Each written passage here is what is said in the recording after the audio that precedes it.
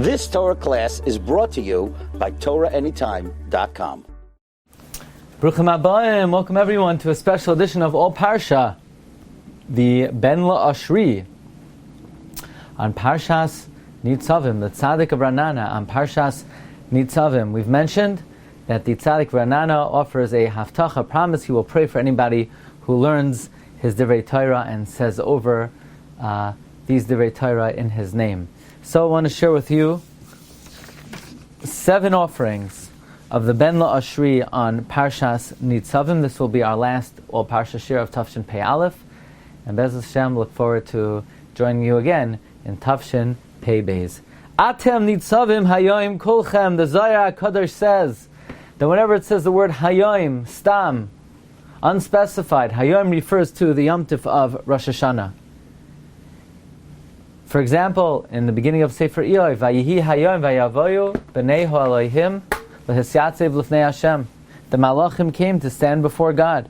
That refers to Rosh Hashanah. Vayehi Hayoim, by the Isha Hashunamis. So, by extension, we say, Atem Nitzavim Hayoim. We stand today. Says the Ben Lashri, that is why we read Parshas Nitzavim before Rosh Hashanah. We always read it before Rosh Hashanah. Atem is Oisiyos, Aleph, Mem, Taf. Atem is Aleph, Mem, Taf. MS. If we connect to the Torah, the MS, then Nitzavim, we will be Nitzivim, princes over the Umayis Ha'olam on Rosh Hashanah. Offering number 2. Atem Nitzavim Hayom Kolachem L'fnei Hashem Elokeichem. This, says the Ben La'ashri, could be explained based on a story said over about the Rebbe of Kusk, Rav Menachem Mendel Morgenstern. And he once asked some Hasidim from the city of Kalish, he says, are there any Hasidim in Kalish? And he said, yeah, we're 50 Avrechem, and we all consider ourselves together as one. And the Rebbe yelled at them, you consider yourself Hasidim? That you're all equal? Hasidim are not people who consider themselves equal. Hasidim always consider the other guy better than them. This, says the Ben La'ashri, can be fit into the pasuk.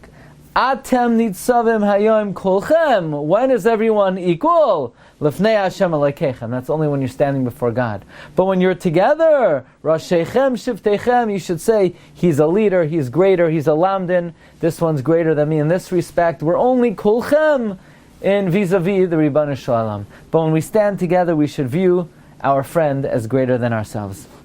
Atem Nitzavim Hayom Kolchem. Chazal tell us, says the Ben La'ashri, Hayoim refers to Rosh Hashanah. And that is why we read Atem Nitzavim on the Shabbos before Rosh Hashanah. When else do we stand before God? Then on the Yom HaDin, on Rosh Hashanah. Well then, according to this, we have to understand, why don't we lay Nitzavim on Rosh Hashanah? We're saying Atem Nitzavim Hayoim. Today we're standing before God, so we should read it on Rosh Hashanah, not the Shabbos before Rosh Hashanah.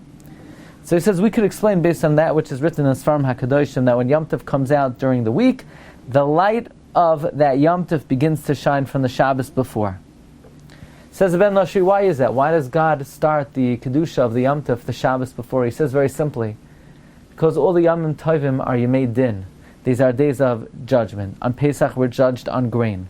On Shavuos on fruit. On Sukkot on water. On Rosh Hashanah everyone is judged. Well, if that's the case, who could really be found meritorious before HaKadosh Baruch Hu in Din? Therefore, Hashem is Merachim on Klal Yisrael, and He begins to shine the light of Shabbos Kodesh. He begins to shine the Yom Tov from the Shabbos before, even before the Yom HaDin, because we know anyone who keeps Shabbos Kahalacha Moichlin Lai Al Kol Avonosav. And therefore Hashem wants to save us before the Yom HaDin comes, and He allows the Kedusha of the Yom Tov to begin before, so that we could use the protective qualities of Shabbos to protect us from the Yemei Hadin. And then the Ben La'ashri gives and offers a little drush. He says, the Iker Takana for Klal Yisrael is through true Achdos, to love every single Jew like your own soul, and to daven that he also should be Zoiche B'din. He also should do tshuva.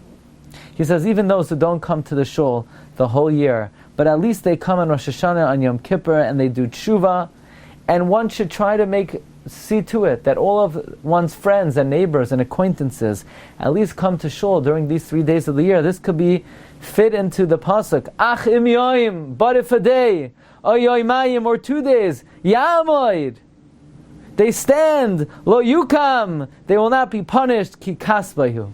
Yoim refers to Yom Kippurim, the 1 day a year, like the Medrash says on the pasuk, Yomim yutzaru v'lo yachad mehem. Yoim, achim yoim, but if you come to shul 1 day, yoimayim refers to the 2 days of Rosh Hashanah. Yamoid could be referred to standing up in tefillah, or Yamoid could refer to stopping to sin. If on Yom Kippur and Rosh Hashanah a person stops to sin, then HaKadosh Baruch Hu will not allow the mekatrigim that are created from one's averos to harm them. He will be moichel them. Why? Ki lo yukam. Hashem will not punish ki chasbayu, because Hashem sees that the true inner desire of the Jew is to return to HaKadosh Baruch Hu and to do tshuva. Well, here's a beautiful drush from the Ben La'ashri on the words Atem Nitzavim Hayom. Says Ben La'ashri, you could ask a question. Why does it say Atem Nitzavim Hayom? Normally in the Torah, it says Oimdim. Nitzav is referring to a court case, like Elakim Nitzav Ba'adas Kel, or Nitzav Lariv Hashem. So the Ben Lashri explains brilliantly, based on the pasuk in Yeshaya. Lechuna v'nivachecha yoymar Hashem im yihu chatoichem kashanim kashe'eleg yalbinu. The Bnei Yissaschar explains, based on the halacha, that is clear in Choshen Mishpat. If a poor man and a wealthy man stands in judgment, so the Dayan says to the usher, either wear poor clothing like this poor man, or dress him up like you. Therefore, if we come to a court case with God, we're lechuna v'nivachecha yoymar Hashem, and God is always wearing white levushe kesheleg chivar. He's always wearing white like snow, without any imperfection, so He has no choice but to give us white garments and to be moichel our averos. Therefore, Atem Nitzavim, you're standing in judgment, Hayoim on Rosh Hashanah, but then Kulchem Roshechem, you've all been promoted. How do we know? Because Chazal say in Sanhedrin, nobody is oile legedula unless they're first moichel on one's avonos. So on Rosh Hashanah, Hashem is moichel our averos, and only then we could stand in judgment. Okay, we move on to offering number 5, drush. Rashi says, why the juxtaposition of Nitzavim to the Klalos? That when Klal Yisrael heard the 98 Klalos, besides the 49 of Bechukaisai, their faces turned white. They said, who could stand up to all of these? This implies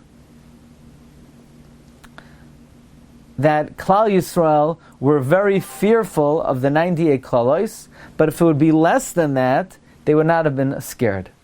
What is it about the number 98 that Klal Yisrael was afraid of the 98 Klalos? So the Ben Lashri says very simply, we know Rashi says in Parshas Pinchas, the 98 Kavasim that Klal Yisrael brings on Sukkot protects us from the 98 Klalos of the Toichacha. So Klal Yisrael figured, Moshe told them 49 Klalos and Bechukaisai. From Hashem. They figured if Moshe is telling them klalos again, he'll tell them another 49. It'll be 49 and 49, a total of 98. So the 98 kvasim brought on Sukkot will be able to ward off the 98 klalos of the Teichacha. But then Moshe told them, besides the 49, another 98. So Klal Yisrael said, how will we ever be able to be protected? So when they heard the 98 besides the 49, they said, we're in big trouble. But then Moshe Rabbeinu told them the big secret. As Yushalmi says, they asked Chachma, what should be the fate of a sinner? Chachma answered, sinner should die. They asked the Torah, what should be the fate of a sinner? The Torah said he should bring a carbon. They asked HaKadosh Baruch Hu, what should be the fate of a sinner? And HaKadosh Baruch Hu said, let him do tshuva. So therefore, at this moment in time, Moshe Rabbeinu told Klal Yisrael don't worry about the 49 or even the 98. There's a way to get them all off, and that is through the process of teshuvah. We move on to offering number 6. Atem Nitzavim. Again, when Klal Yisrael heard the 98 plus the 49, their faces turned white. Moshe Rabbeinu said, don't worry, you're standing today. You've made it this far. Hashem will continue to protect you. So the question is like this. If there are klalos of the Teichacha, then Klal Yisrael should be scared. And if Moshe is right, that they were only to scare Klal Yisrael, but they are not real, then Moshe Rabbeinu just ruined the whole purpose of the Teichacha. The Ben Lashri asked another interesting question, namely, the pasuk says, Perek Chav Tes pasuk Yerches, V'haya b'shamay es divrei ha'Allah hazais. You're going to hear the words of this Allah. Now, the first time the curses are mentioned, it doesn't say Haksuva b'sefer hazeh. V'hizbarech b'vavai. You'll bless it in your own heart, and you'll say, big deal, ki b'shrius libay elech. So Hashem says, V'rav tzavay kol ha'Allah Haksuva b'sefer hazeh. I will put all the curses on you that are written in this book. Why the first time the curses are not considered written in the book, and the second time Hashem says the curses that are written in the book? And the Ben Lashri, based on the Arvei Nachal, says that there is something called curses that are not written in the book, and that refers to the death of tzaddikim. That's kol maka v'chol choyle shalei kasu b'sefer hazeh. That's a very frightful punishment. Yeah, but frightful for the tzaddikim. Misas tzaddikim is only frightful for the tzaddikim, but the Risham say, great, we'll sin, and you'll be punished. So when Klal Yisrael heard Divrei ha'Allah hazois, that's not kosa b'sefer Torah, namely Misas tzaddikim, they said, okay, we'll do whatever we want, b'shrius libi elech. So Hashem says, if you do that, I'm going to bring upon you the klalos that are written in this Sefer HaTorah. The 149, the 98, and the 47. So, therefore, when Moshe Rabbeinu assured Klal Yisrael that the klalos will not be paigeya in them, that's provided they don't intentionally say, okay, we have nothing to worry about, because the tzaddikim will get punished, and we'll go scot-free. But that's the reason why the first time in the pasuk it says, Ha'Allah hazois, but not ksuva b'sefer Torah hazeh. That is because Klal Yisrael were thinking, okay, Hashem will bring misas tzaddikim, but it won't affect us, it will only affect the tzaddikim. And finally, the last offering is the Ben Lashri says, what's the significance of 98 and 49? That's a total of 147. The Arvei Nachal brings the name of that Rizal, that when somebody sins, it brings Kedusha into the Sitra Achra. Kedusha is alluded to by the letter Yud. So into the 147 comes Yud. Mem Zayin Kuf 147 plus Yud is a mazik. That's the real damage. However, when we do tshuva, which preceded the world, then we access the great rachamim of HaKadosh Baruch Hu in what is called Keser Atik, which has no midas hadin, and mazik, which is 157, becomes zakein. Zakein malei rachamim. That is the midas harachamim. That even if a person does an aveira and he brings upon oneself all 147 klalos plus 10, 157 mazik, one could transform it through zakein malei rachamim. That is the midas harachamim of HaKadosh Baruch Hu. It is my humble tefillah. May everyone be zoicha to a year of good health, happiness, success, bracha, parnasa, lanu, ulachal Yisrael. Amen.